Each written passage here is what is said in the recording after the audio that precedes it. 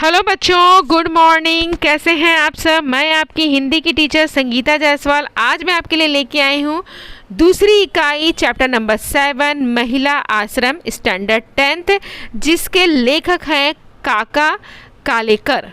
ठीक है बच्चों, आज हमारा पाठ का नाम क्या है बच्चों? महिला आश्रम। महिला आश्रम हम पढ़ने वाले हैं। चलिए स्टार्ट करते हैं। पहले हम इनका परिचय जानेंगे, फिर गद्य संबंधी जानेंगे, उसके बाद मैं चैप्टर रीड करूंगी और चैप्टर से रिलेटेड जो भी क्वेश्चन आंसर्स आएंगे, पैराग्राफ से रिलेटेड जो भी कठिन शब्द आएंगे, जो भी मुहावरे आएंगे, जो भी विलोम शब्द आएंगे, वो सारी चीज़ें मैं आपको कराऊंगी इस वीडियो में। उसके बाद बच्चों जो चैप्टर्स के पीछे जो क्वेश्चन आंसर्स रहते हैं पेज नंबर 78 पर, वो भी मैं क्लियर कराऊंगी, एक एक के आंसर आपको बता दूंगी, तो कोई डाउट नहीं रहेगा। तो लास्ट तक वीडियो के बने रहिए आप लोग। और चलिए हम स्टार्ट करते हैं महिला आश्रम।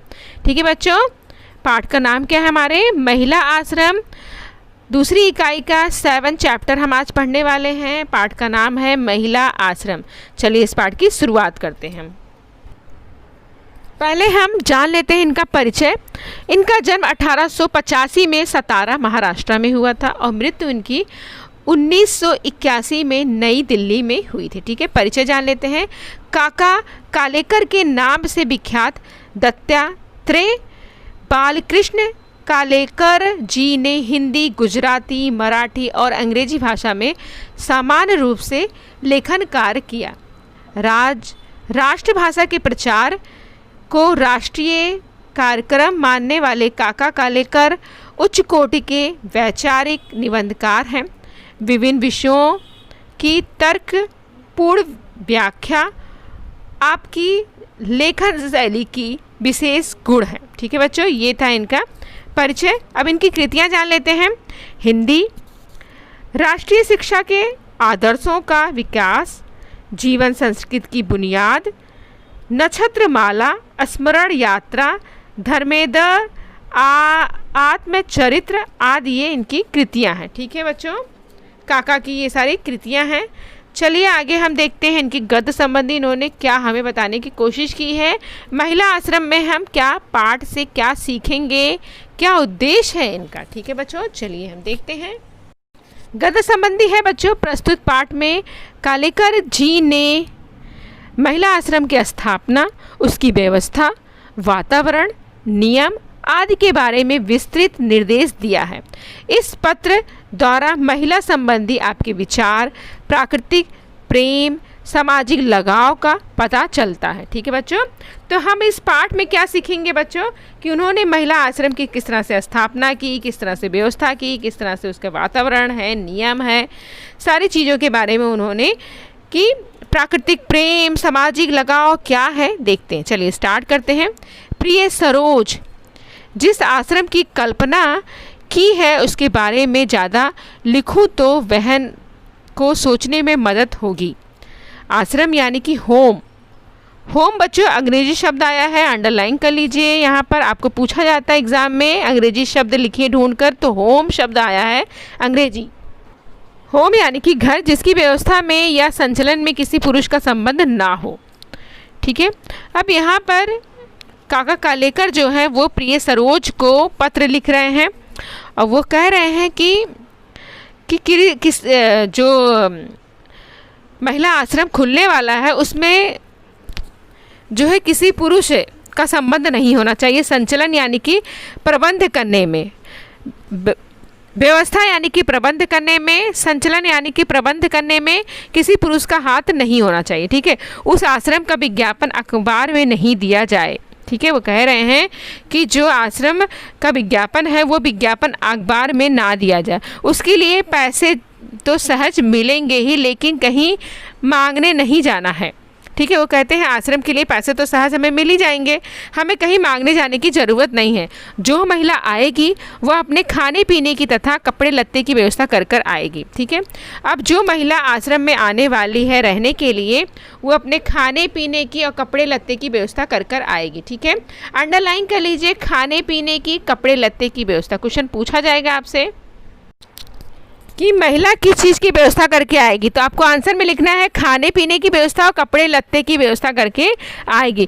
कौन खाने पीने की और कपड़े लत्ते की व्यवस्था करके आएगा, इस तरह से भी क्वेश्चन पूछा जाएगा, तो महिला आएगी। ठीक है, आंसर में आपको महिला लिखना रहेगा। ठीक है, घूम फिरा के क्वेश्चन पूछे जाते हैं, एक ही क्वेश्चन नहीं रिपीट होते हैं बोर्ड्स में, तो ध्यान रखिए। आगे सुनिए, वह यदि गरीब है तो उसकी सिफारिश करने वाले लोगों का खर्च की पक्की व्यवस्था करनी होगी। यानी कि जो महिला गरीब रहेगी, यदि वो गरीब है तो उसकी व्यवस्था कौन करेगा, उसका जो खर्च उठाने वाला जो बंदा है वो उसका व्यवस्था करेगा। ठीक है, जो सिफारिश करने वाले लोग हैं या खर्च उठाने वाले लोग हैं वो इसकी व्यवस्था करेंगे, खाने पीने के, उसके कपड़े लत्ते की। ठीक है बच्चों, समझ में आ गया होगा। आगे देखते हैं,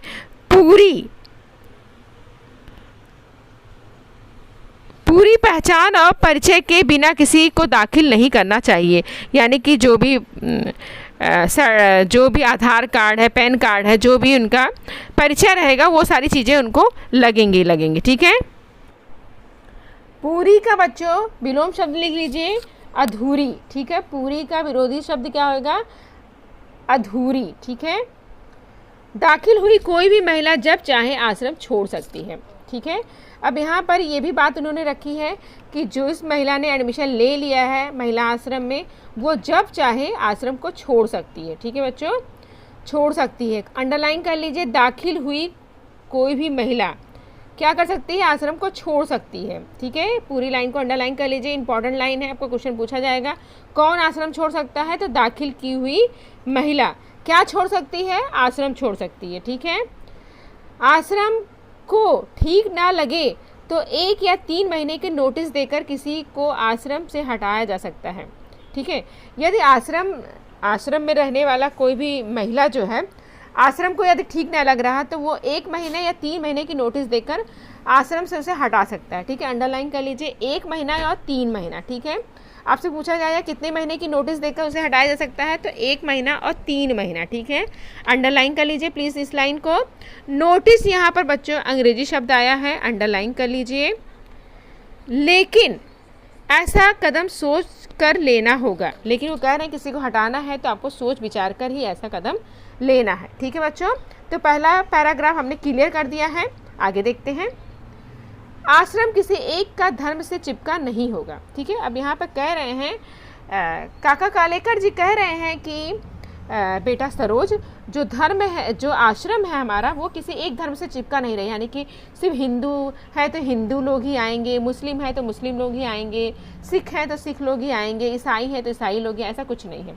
ठीक है, एक धर्म से नहीं चिपका रहे, यानी कि सभी धर्म के लोग वहाँ पर रह सकते हैं। ठीक है बच्चों, सभी धर्म आश्रम को मान्य होंगे। यानी कि सभी धर्म आश्रम जो है वो मानने वाला है, चाहे हिंदू हो, मुस्लिम है, सिख है, ईसाई है, सभी धर्म को मानने वाला है। अतः सामान्य सदाचार, भक्ति तथा सेवा का ही वातावरण रहेगा। ठीक है, तो यहाँ पर कह रहे हैं वो कि सामान्य सदाचार रहेगा, भक्ति रहेगी, सेवा रहेगा, ये सब चीज़ों का वातावरण रहेगा, एटमॉस्फेयर वहाँ का आश्रम का ऐसा रहेगा। ठीक है, आश्रम में स्वावलंबन हो सके उतना ही रखना चाहिए। स्वावलंबन यानी कि अपना काम खुद करना। ठीक है, स्वावलंबन यानी कि आत्मनिर्भर उतना होना चाहिए। सादगी का आग्रह होना चाहिए, यानी कि सादा जीवन, उच्च विचार वाले धारणा होनी चाहिए, सादगी का आग्रह होना चाहिए। आरंभ में पढ़ाई या उद्योग की व्यवस्था भले ना हो सके, लेकिन आगे चलकर उपयोगी उद्योग सिखाए जाएंगे। ठीक है, अब यहाँ पे कह रहे हैं, काका जी कह रहे हैं सरोज से कि बेटा आरंभ में पढ़ाई या उद्योग की व्यवस्था नहीं रहेगी, बिजनेस वगैरह की व्यवस्था नहीं रहेगी, लेकिन आगे चलकर जो उपयोगी उद्योग हैं, यानी कि काम करने की जो कला है, वो आगे चल के क्या है, उपयोगी उद्योग जो है, यूज़ की चीज़ें जो हैं, वो सारी चीज़ें सिखाई जाएंगी महिलाओं को। ठीक है, पढ़ाई भी आसान हो, पढ़ाई भी आसान कराई जाएगी।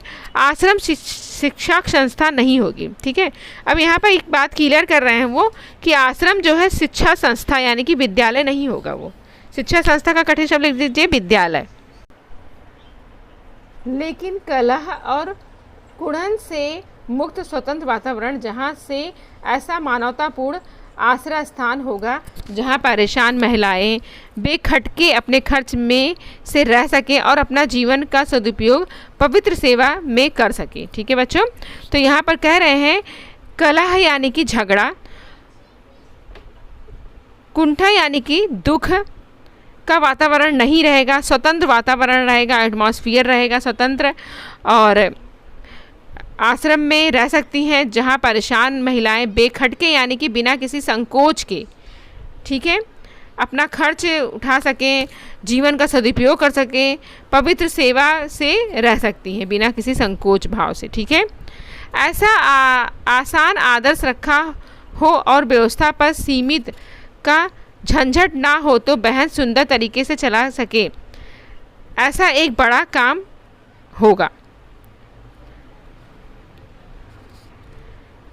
उनके ऊपर ऐसा बोझ नहीं आएगा जिससे वो उन्हें परेशानी हो। ठीक है, आराम से ऐसे व्यवस्था बनाई जाएगी आश्रम की जिससे आराम से सुंदर ढंग से बहनें जो हैं, महिलाएं जो हैं, उसे आराम से चला सकें और उनको बोझ नहीं रहेगा। ठीक है, कोई किसी तरह का बोझ नहीं रहेगा। अब यहाँ पर वचन परिवर्तन आया है बच्चों। बहन का क्या होता है? बहनें। लिख लीजिए आप लोग, बहन का वचन परिवर्तन क्या होता है? बहनें। ठीक है, लिख लीजिए आप लोग। चलिए आगे देखते हैं हम लोग। समझ में आ गया होगा, मैंने क्वेश्चन भी रिपीट किए हैं, कठिन शब्द भी बता दिए हैं। आगे देखते हैं। संस्था चलाने का भार तो आने वाली महिलाओं को उठा सकेंगी। अब यहाँ पे कह रहे हैं कि संस्था चलाने का जो भार है वो आने वाली महिलाएं जो होंगी उन्हें ही उठाना पड़ेगा, क्योंकि उसमें कोई तो कुशल होंगी यानी कि एक्सपर्ट होंगी। ये थोड़ी ना कि सभी की सभी गंवारी होंगी। कुशल यानी कि एक्सपर्ट, यानी कि सब कुछ ना कुछ बहनें तो एक्सपर्ट होंगी, पढ़ी लिखी होंगी, उन्हें कुछ ना कुछ हुनर आता होगा। बहन उनको संगीत की, भक्ति की तथा प्रेम युक्त सलाह की खुराक दे। यानी कि अपनी बहन सरोज से कह रहे हैं वो कि संगीत की, बहनों को संगीत की, भक्ति की, प्रेम की सब चीज़ों को खुराक दे, यानी कि उन्हें सारी चीज़ें सिखाएं। आगे चलकर संस्था की ज़मीन पर छोटे छोटे मकान बनाए जाएंगे और उसमें संस्था के नियम के अधीन रहकर आने वाली महिलाएं 2-2, 4-4 का परिवार चलाएंगी। ठीक है, आगे चलकर क्या बनाया जाएगा बच्चों? संस्था पर छोटे छोटे मकान बनाए जाएंगे। संस्था के नियम के अधीन रहकर 2-2 या 4-4 महिलाएं अपना परिवार चलाएंगी। ठीक है, ऐसी संस्था मैंने देखी है। वो कहते हैं, काका जी कहते हैं सरोज से कि ऐसी संस्था मैंने देखी है। ठीक है, तो अंडरलाइन कर लीजिए इस लाइन को। संस्था की ज़मीन पर छोटे छोटे क्या बनाए जाएंगे? छोटे छोटे मकान बनाए जाएंगे। क्वेश्चन पूछा जाएगा आपसे, कितनी महिलाएं परिवार चलाएंगी? 2-2 या 4-4 का परिवार चलाएंगी। ठीक है, अंडरलाइन कर लीजिए, इंपॉर्टेंट है। चलिए आगे देखते हैं।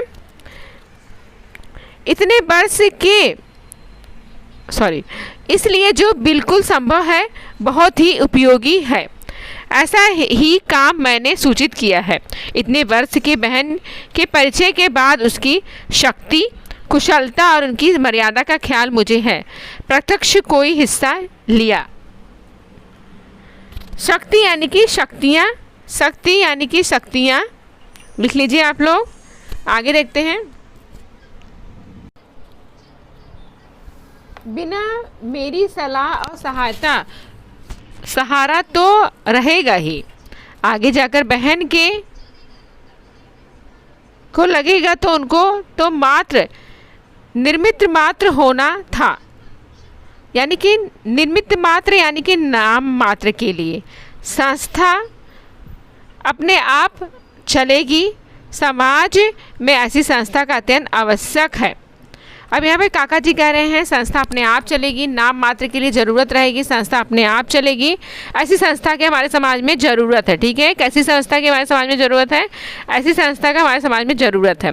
संस्था का वचन बदलिए, संस्थाएं हो जाएगा। उस आवश्यकता में से ही उसका जन्म होगा। मुझे इतना विश्वास ना होता तो बहन के लिए ऐसा कुछ मैं सूचित नहीं करता। अब यहाँ काका जी कह रहे हैं कि मुझे बहुत विश्वास है, ऐसा नहीं लगता मुझे। तुम दोनों इस सूचना का प्रार्थना पूर्वक विचार करना, लेकिन जल्दी में कुछ तय ना करके यथा समय उसे उत्तर देना। बहन यदि हाँ कहे तो अभी से आगे का विचार करने लगूंगा। ठीक है, आगे देखते हैं। यहाँ सर्दी अच्छी है, फूलों में गुलदाउदी कीजिए, थीमम फूल बहार में है, उनकी कलियां महीनों तक खुलती ही नहीं, मानो भरी रहस्य की बात पेट में भर दी हो और होठों को सी कर बैठ गई हो। ठीक है, कठिन शब्द लिख लीजिए बच्चों। 2 फूलों के नाम आए हैं यहाँ पर, गुलदावली और कीजे थीमम फूल आए हैं, जिनकी कलियां कितने दिन तक नहीं खुलती, महीनों तक नहीं खुलती हैं। ठीक है, लिख लीजिए। और पेट का पर्यायवाची लिख लीजिए, उदर होता है, पेट का पर्यायवाची उदर होता है। सी कर बैठ गई यानी कि सिल कर बैठ गई हैं। ठीक है, तो यहाँ पर कह रहे हैं कि सर्दी बहुत अच्छी आ गई है, फूल जो हैं वो बहार, फूलों के बहार है, और इस तरह से उनके फूल जो है वो अपने रहस्य भरी बातें, जैसे लग रहा है कि पेट में दबाकर अपने होठों को सिलकर बैठ गई हैं। ठीक है बच्चों, आगे देखते हैं। जब खिलती हैं तब भी एक एक पंखुड़ी करके खिलती हैं। अब यहाँ पे विशेषताएं बताया जा रहा है उसके कि जब वो खिलती हैं, फूल जब खिलते हैं तो एक एक पंखुड़ी करके खिलती हैं। एक एक यहाँ पे युग्म शब्द आया है, अंडरलाइन कर लीजिए उसे, आपको युग्म शब्द भी पूछे जाते हैं एग्जाम्स में। तो युग्म शब्द आया है एक एक। ठीक है, कैसे खिलती हैं, एक एक पंखुड़ी करके खिलती हैं। ठीक है, फूलों की विशेषताएं आपको लिखनी रहेगी। वो टिकते हैं बहुत। ठीक है, वहाँ पर जो फूल हैं वो टिकते बहुत हैं। गुलाब भी खिलने लगे हैं, क्योंकि सर्दी का मौसम है, फूलों का मौसम है, तो गुलाब भी जो है वो खिलने लग गए हैं। और कोसामोस के दिन आ गए हैं, उन्होंने बहुत आनंद लिया है। जीनिया का एक पौधा रास्ते के किनारे पर था, जो आए सो उसकी कली तोड़े। फिर मैंने इस बड़े पौधे को अपने वहाँ से निकला कर अपने सिरहाने के पास लगा दिया। अब वो कह रहे हैं कि गुलाब के फूल जो भी खिल गए हैं और कॉस्मोस के दिन आ गए हैं, उन्होंने बहुत आनंद दिया है। जीनिया का एक पौधा है जो रास्ते के किनारे में है। कौन सा पौधा किनारे में है? जीनिया का पौधा किनारे में है। कहाँ पर है जीनिया का पौधा? रास्ते के किनारे में है। ठीक है, जो भी आए क्या तोड़ लेता था? उसकी कली को तोड़ लेता था। फिर उन्होंने उस पौधे को निकाल कर कहाँ पर लगा लिया? सिरहाने के पास लगा लिया। ठीक है, क्वेश्चन इस तरह से बनेंगे तो आपसे क्वेश्चन पूछे जाएंगे, तो मैंने सारे आंसर आपको बता दिए हैं। फिर इतने सुंदर फूल हैं, फिर इतने सुंदर फूल दिए हैं, इनकी आंखें मानो उत्कंठता से बोलती हों, ऐसी लगती हैं। 2-1 महीने फूल देकर अंत में वह सूख गया। परसों ही उसे विदा दी है, यानी कि 1-2 महीने तक वो खिले रहते थे, बाद में सूख जाते थे। तो परसों ही यानी कि 1 दिन पहले ही मैंने उसको विदा किया है, यानी कि वो सूख गया था, उसे विदा किया है। 1-2 यहाँ पर बच्चों युग्म शब्द आया है, अंडरलाइन कर लीजिए। ठीक है, अंडरलाइन कर लीजिए। चलिए आगे देखते हैं। प्रिय सरोज, तुम्हारा 16 से 18 तक लिखा हुआ पत्र आज पत्र अभी मिला है। इस महीने में मैंने इन तारीखों के पत्र लिखे थे। तारीख थी 1-9-15 और चौथा आज लिख रहा हूँ। ठीक है, क्वेश्चन बनेगा आपसे कितने पत्र लिखे गए थे? तो 4 पत्र लिखे गए थे। ठीक है, कौन कौन सी तारीख पूछी जाएगी? 1-9-15। ठीक है, याद कर लीजिए। चौथा आज लिख रहा हूँ, पत्र यानी कि खत। ठीक है, अब तुमको हर सप्ताह मैं लिखूँगा ही। वो कह रहे हैं हर सप्ताह मैं आपको पत्र लिखूँगा। तुम्हारी तबीयत कमज़ोर है, तब तक चिरंजीव रहना। चिरंजीव यानी कि दीर्घायु रहना। मुझे पत्र लिखोगी तो चलेगा, मुझे पत्र लिखोगी तो चलेगा। मुझे हर सप्ताह एक पत्र मिलना ही चाहिए। वो कहते हैं हर सप्ताह मुझे एक पत्र मिलना ही चाहिए, हर सप्ताह तुम एक पत्र लिखो मुझे। पूज्य बाबूजी चाहते हैं तो हिंदू मुस्लिम एकता के लिए मुझे अपनी सारी शक्ति उर्दू लिखने के पीछे खर्च करनी चाहिए। बापूजी चाहते हैं, पूज्य बापूजी जो हैं वो चाहते हैं कि हिंदू मुस्लिम एकता के लिए उनको पूरी शक्ति अपने उर्दू सीखने में लगानी है, खर्च करनी है। एकता का विलोम शब्द बच्चों पता है आपको? एकता का विलोम शब्द होता है अनेकता। ठीक है, लिख लीजिए। आपको क्या सीखने में खर्च करनी है? उर्दू सीखने में खर्च करनी है। ठीक है, पूछा जाएगा आपको, अंडरलाइन कर लीजिए उर्दू शब्द को। तुमको मैंने एक संदेश भेजा था कि तुम उर्दू लिखना सीखो। तो लोग कहते हैं कि काका जी कह रहे हैं कि मैंने तुमको एक संदेश दिया था कि तुम उर्दू लिखना सीखो, लेकिन अब तो मेरा एक ही संदेश है, पूरा आराम लेकर पूरी तरह ठीक हो जाओ। अब वो कह रहे हैं कि मैं चाहता हूँ कि पूरी तरह से तुम क्या हो जाओ, ठीक हो जाओ। ठीक है, कहीं ना कहीं वो बीमार हो गई थी, इसलिए वो चाहते हैं कि पूरी तरह से तुम ठीक हो जाओ। नक्शे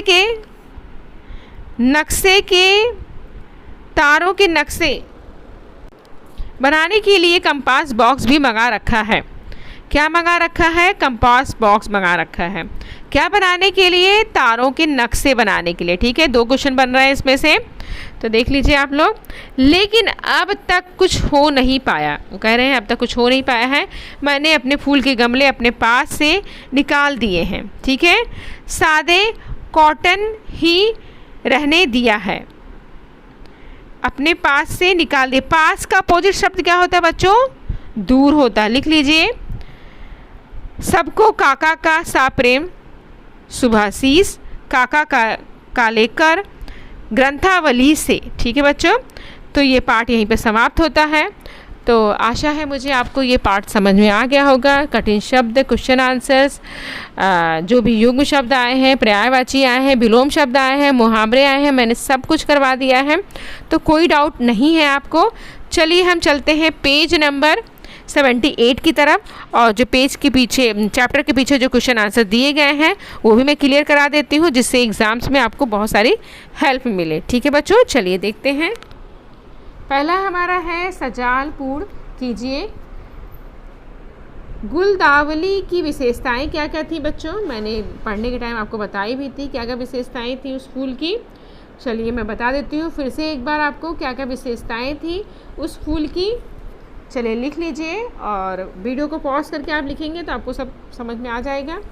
पहला है सर्दी के मौसम में फूलने वाला फूल था, उसकी कलियाँ महीनों तक नहीं खिलती थी, एक एक पंखुड़ी करके खिलती थी, उसके फूल बहुत टिकते थे। ठीक है बच्चों, तो ये था हमारा।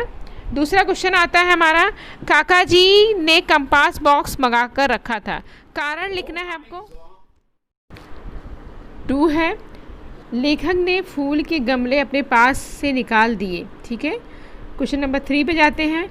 जिन्हें त प्रत्यय लगा हो ऐसे शब्द पाठ में ढूंढकर उन प्रत्यय साध्विक शब्दों की सूची बनानी है। ठीक है, तो यहाँ पे शब्द लिखने हैं, ता लिखना है, प्रत्यय साधित शब्द लिखने हैं, और उसके बाद इसका क्वेश्चन नंबर 3 का 2 है हमारा, पाठ में उपयुक्त पर्यायवाची शब्द लिखकर उनका स्वतंत्र वाक्यों में प्रयोग करना है। ठीक है, तो ये सारे क्वेश्चन मैं क्लियर कराऊंगी आपको। चलिए एक एक करके स्टार्ट करते हूँ। पहले हम क्वेश्चन नंबर 2 पे जाएंगे, कारण लिखेंगे। 2 कारण हमें लिखने हैं बच्चों, तो चलिए लिख लीजिए आप लोग। तो पहला कारण है हमारा कि काका जी को तारे के नक्शे बनाने थे, इसलिए उन्होंने कंपास बॉक्स मंगाकर रखा था। ठीक है, दूसरा कारण है हमारा, लेखक ने फूल के गमले अपने पास से निकाल दिए थे। क्या कारण था? तो काका जी के पास वाले गमले में लगे फूल के पौधे सूख गए थे, इसलिए काका जी ने फूल के गमले अपने पास से निकाल दिए थे। ठीक है बच्चों, तो ये था हमारा दूसरा कारण। 2 कारण लिखने थे, दोनों के आंसर मैंने बता दिए हैं आपको। वीडियो पॉज करके आप इसके आंसर्स लिख सकते हैं बच्चों। चलिए हम चलते हैं क्वेश्चन नंबर 3 की तरफ, उसमें हमें लिखना है प्रत्यय वगैरह। चलिए देख लेते हैं क्वेश्चन नंबर 3 भी हम। अब हमारे प्रत्यय लगा के लिखना है बच्चों, मानव, मानवता। ठीक है, इसका प्रत्यय सात्विक शब्द है। कुशल, कुशलता। उत्कृष्ट, उत्कृष्टता। एक, एकता। ठीक है, 4 शब्द आए थे बच्चों, वो 4 शब्द मैंने लिखवा दिए हैं आपको।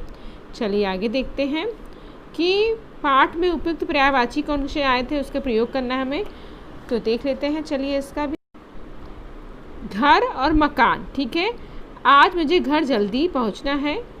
दूसरा है मकान का, देख लेते हैं, हमारा नया मकान लगभग तैयार हो चुका है। ठीक है, बोझ और भार। ठीक है, इसका पर्यायवाची इसका देख लेते हैं वाक्य प्रयोग। इतने बड़े परिवार का बोझ उठाना अकेले के बस का नहीं है। और दूसरा भार का देख लेते हैं। आगे बढ़ना है तो कार का भार तो उठाना ही होगा। ठीक है, तो इस तरह से मैंने पर्यायवाची बता दी और वाक्य प्रयोग भी आपको बता दिया है। अब क्वेश्चन नंबर 4 पे जाते हैं बच्चों। आश्रम के नियम हमें लिखने हैं, प्रभाव तालिका पूर्ण करनी है, आश्रम के 4 नियम हमें बताने हैं बच्चों। चलिए बता देते हैं हम इसके 4 नियम भी क्या क्या हैं। आश्रम के 4 नियम क्या हैं हमारे। पहला है कि आश्रम के संचालन या व्यवस्था में पुरुष का संबंध नहीं होना चाहिए, पहले लाइन में ही आया था। दूसरा है आश्रम का विज्ञापन अखबार में नहीं दिया जाएगा। ठीक है। तीसरा है हमारा आश्रम के लिए पैसे मांगने नहीं जाना है, आश्रम को सभी धर्म मान्य हैं। तो ये थे हमारे 4 आंसर बच्चों कि आश्रम के नियम क्या क्या थे। तो आश्रम के संचालन या व्यवस्था में किसी पुरुष का हाथ नहीं हो रहा है, आश्रम का विज्ञापन अखबार में नहीं छापा जाएगा, आश्रम के लिए पैसे मांगने नहीं जाना है, आश्रम में सभी धर्म मान्य है। तो ये थे हमारे आंसर थे और ये पाठ यहीं पर समाप्त होता है बच्चों। आशा है मुझे आपको ये पाठ पूरा समझ में आ गया होगा। महिला आश्रम जो भी डाउट होंगे सारे क्लियर हो गए होंगे ये वीडियो देखकर आपको। तो thank you so much last तक बने रहने के लिए और लास्ट तक ये वीडियो देखने के लिए।